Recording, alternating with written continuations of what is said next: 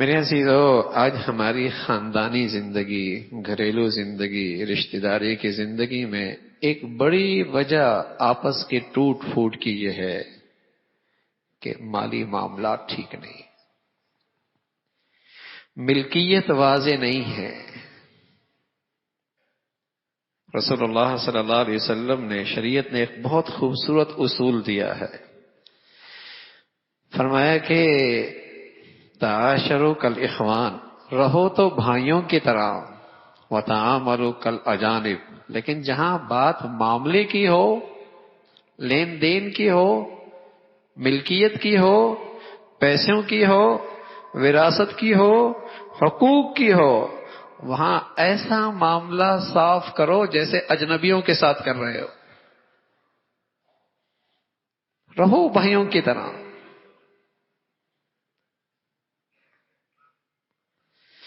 باپ بیٹے کے کاروبار میں شریک ہو گیا، پتہ نہیں اس کی شرکت پارٹنر کی حیثیت سے ہے، ملازمت کی حیثیت سے ہے، یا باپ کی مدد کی حیثیت سے، کون سی حیثیت ہے؟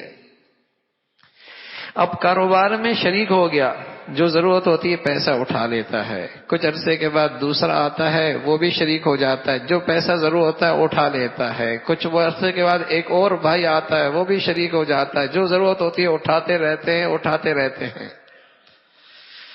اور جب بچے ہو جاتے ہیں، خاندان بڑا ہونے لگتا ہے، باپ رخصت ہو جاتے ہیں، اب جھگڑے شروع ہو جاتے ہیں، میاں تم نے تو سارا ہی کھا لیا ہے،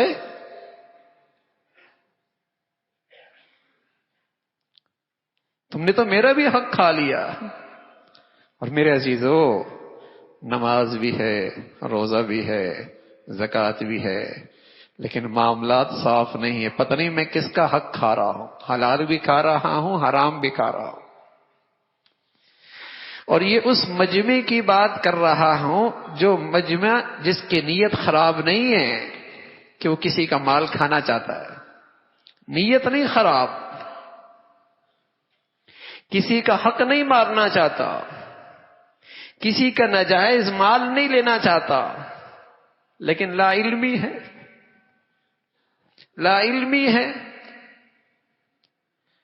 بے خبری ہے، اہتمام نہیں ہے، بس اوقات حرام کھا رہا ہوتا ہے، کسی اور کا حق کھا رہا ہے۔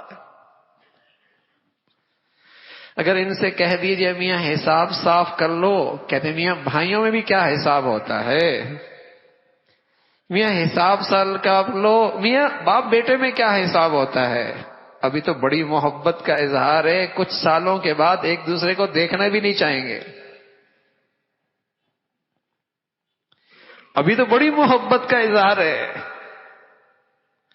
لیکن کچھ عرصے کے بعد ایک دوسرے کی شکل دیکھنے کے تیار نہیں ہے، ایسے جھگڑے کھڑے ہو گئے کہ ختم ہونے کا نام نہیں ہے۔ باپ نے گھر بنایا، ایک بیٹے نے بھی پیسہ ملا دیا، دوسرے بیٹے نے بھی تھوڑے سے پیسے ملا دیے، اب یہ بیٹے جو گھر میں پیسہ ملا رہے ہیں، باپ کو قرض دے رہے ہیں، باپ کے ساتھ مدد کر رہے ہیں، یا اس گھر میں پارٹنر بن رہے ہیں، کوئی واضح نہیں ہے۔ باپ کا انتقال ہو گیا، اب ایک کہتا ہے میرا پیسہ لگا ہوا ہے، دوسرا کہتا ہے نہیں میرا لگا ہوا ہے، بہن کہتی ہے اس میں تو میرا ہی حق ہے۔ کہاں کھڑے ہیں اب؟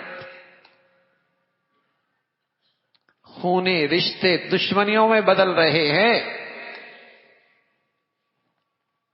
اور سبحان اللہ، ہماری شریعت تو اتنی پیاری ہے، سبحان اللہ، جہاں آپس کے رشتوں کے استواری، آپس کی محبت، آپس کا پیار دین کا بہت بڑا حصہ ہے، اس نے ان ساری چیزوں کا تحفظ کیا ہے۔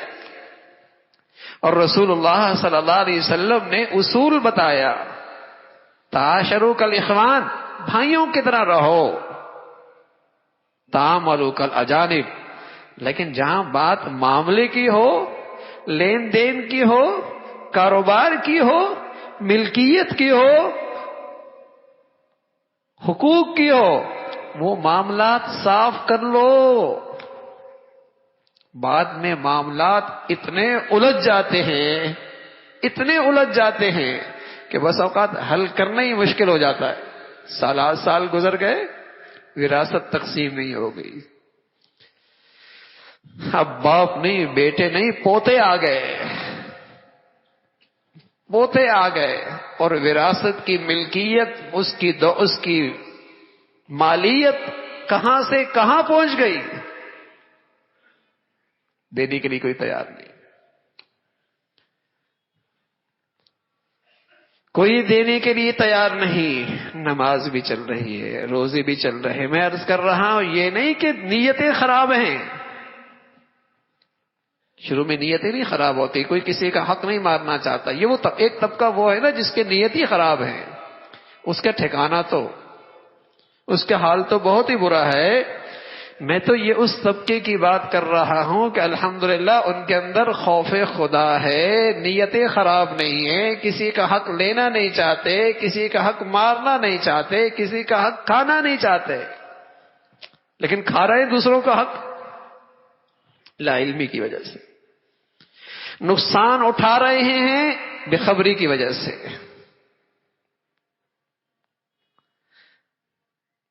عالم دین کی خدمت میں جاتے ہیں تو ایک ہی مسئلہ لے کے آتے ہیں، یا نکاح کا یا طلاق کا.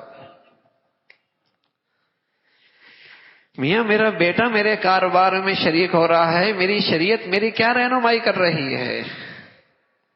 معاملہ یہیں صاف ہو جائے کتنا اچھا ہو جائے گا.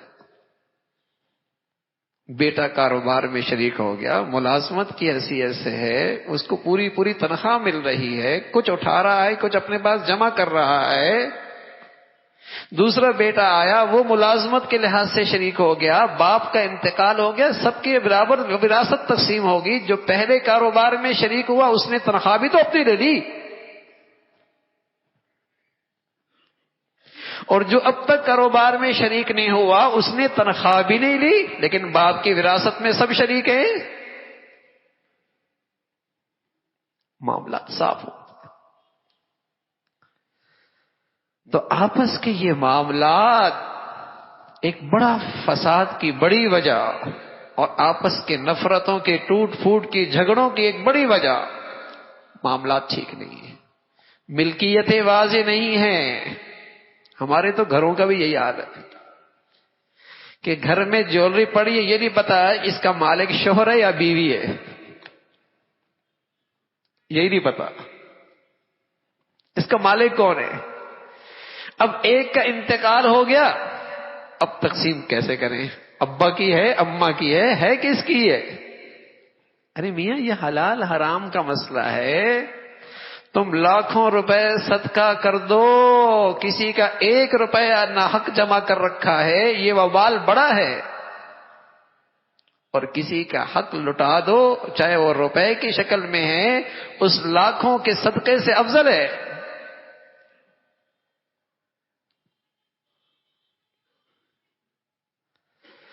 تو معاملات درست ہوں گے، برکتیں ہوں گی، محبتیں رہیں گی، پیار رہے گا، محبتیں رہیں گی، پیار رہے گا. اور یہ بہت بڑا دین ہے کہ آپس کے محبتیں، آپس کا پیار رہے. اور جب معاملات صاف ہوں پھر آپ بھائیوں کے ساتھ رہیں، بھائیوں کی طرح رہیں، ایثار کریں، احسان کریں، ہمدردی کریں، تحائف دیں، تحفے دیں، ہدیے دیں. تحادو تحابو، پھر ہدیے دو گے محبتیں بڑھیں گی. اور اگر یہ معاملات صاف نہ کیے، ہدیے دیتے رہو گے، میاں وہ کہے گا ہدیے بڑے دے رہے ہو، میرا حق نہیں دے رہا بھائی. ہدیے بڑے دے رہا ہے، میرا حق نہیں دے رہا میرا بھائی. تحادو تحابو یہ تب ہوگا. تو معاملات صاف ہوں. اور رسول اللہ صلی اللہ علیہ وسلم نے فرمایا یہ آپس کا جوڑ، یہ آپس کی محبتیں نفلی نماز سے بڑھیا، نفلی روزے سے بڑھیا، نفلی صدقے سے بڑھیا، بہت بڑی عبادت صلاح ذات البین، آپس کا جوڑ.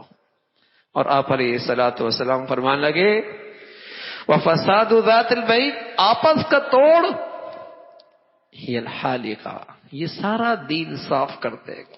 دل ہی صاف نہیں ہے، اس لیے کہ معاملات جو صاف نہیں ہیں، معاملات جو صاف نہیں ہیں، رواجی طور پہ ملاقات بھی ہو رہی ہے، ملنا جلنا بھی ہو رہا ہے، تقریبات میں شریک بھی ہیں، لیکن اندر کا حال بہت برا ہے. اللہ حفاظت فرمائے، اللہ حفاظت فرمائے. رسول اللہ صلی اللہ علیہ وسلم فرمایا کرتے تھے ایک وقت آئے گا اظہر الناس العلم وضيعوا العمل وتحابوا بالالسن وتباغضوا بالقلوب وتقاطعوا الارحام. بہت معلومات ہوں گی، عمل نہیں ہوگا، عمل نہیں ہوگا، کردار نہیں ہوگا. لوگ زبان سے محبتوں کا اظہار کریں گے لیکن دل محبت کی مٹھاس سے خالی ہوں گے. وتقاطعوا الارحام، سارے رشتے ٹوٹ پھوٹ جائیں گے. وتقاطعوا الارحام، سارے رشتے ٹوٹ پھوٹ جائیں گے. کیوں ٹوٹا بہن بھائی سے؟ کون کیوں ٹوٹا بھائی بھائی سے؟ یہ کیوں آپس میں رشتے، خونی رشتے کیوں ٹوٹ پھوٹ کا شکار ہے؟ معاملات میں دین نہیں، معاملات میں شریعت نہیں ہے، معاملات میں اللہ کا دین کا لحاظ نہیں کیا.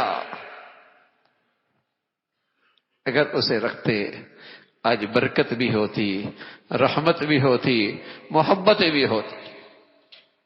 برکت بھی ہوتی، رحمت بھی ہوتی، محبتیں بھی ہوتی. آپس میں محبت سے رہتے اور ہر ایک اپنا حق کھا رہا ہوتا. کل اپنے بچوں کے لیے اپنا حق چھوڑ کے جاتا، بس اوقات بہن کا حق چھوڑ کے جا رہا ہوتا ہے، کسی کا اور بھائی کا حق چھوڑ کے جا رہا ہوتا ہے.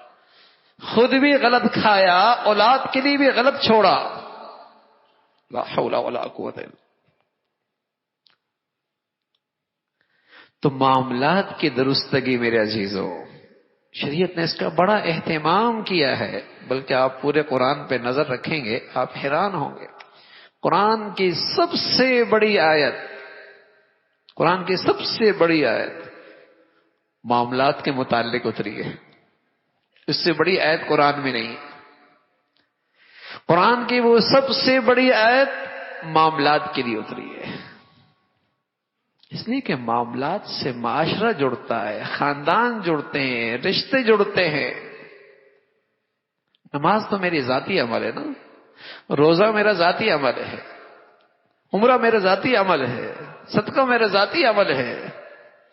لیکن معاملات، اس کا تعلق تو دوسروں سے ہے.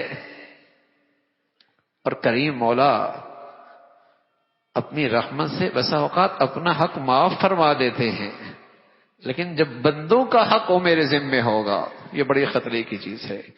اللہ بھی نہیں معاف کرتے جب تک کہ بندہ معاف نہیں کرتا. تو بس اوقات صرف غفلت ہوتی ہے، صرف لا علمی ہوتی ہے، نیت نہیں خراب ہوتی، ارادہ نہیں ہوتا، کسی کا حق نہیں مارنا چاہتا، لیکن کبھی پوچھا ہی نہیں، کبھی ان معاملات میں رہنمائی ہی نہیں لی کس کا کیا حق ہے. تو میرے عزیزو، ہمارے ہاں شریعت پڑھائی جاتی ہے دینی اداروں میں، تو ایک کتاب ہے اس کا نام ہدایہ ہے. اس کے 4 حصے ہیں، 4 حصے. ایک حصے کا تعلق عبادت سے ہے، 3 حصوں کا تعلق معاملات اور معاشرت سے ہے. یعنی دین کا 3 حصے، اس کا تعلق معاملات اور معاشرت سے. اس لیے کہ اور معاملات ٹھیک نہیں تو عبادات بھی بے روح ہو جاتی ہیں، عبادات بھی بے روح ہو جاتی ہیں. تو اللہ کی طرف سے پیغام ہے، آپس میں محبت سے رہو اور اپنے معاملات میں اللہ سے ڈرتے رہو، اللہ سے ڈرتے رہو، بھائی بھائی بن کے رہو. کونوا عباد اللہ اخوانا، بھائی بھائی بن کے رہو. اور ہر وہ چیز جس سے آپس میں رکھنا پڑتا ہے، تعلقات خراب کرتے ہوتے ہیں، ان سے اپنے آپ کو محفوظ رکھو. شریعت کو اپنے معاملات میں زندہ کرو، برکتیں، رحمتیں، محبتیں نصیب ہوں.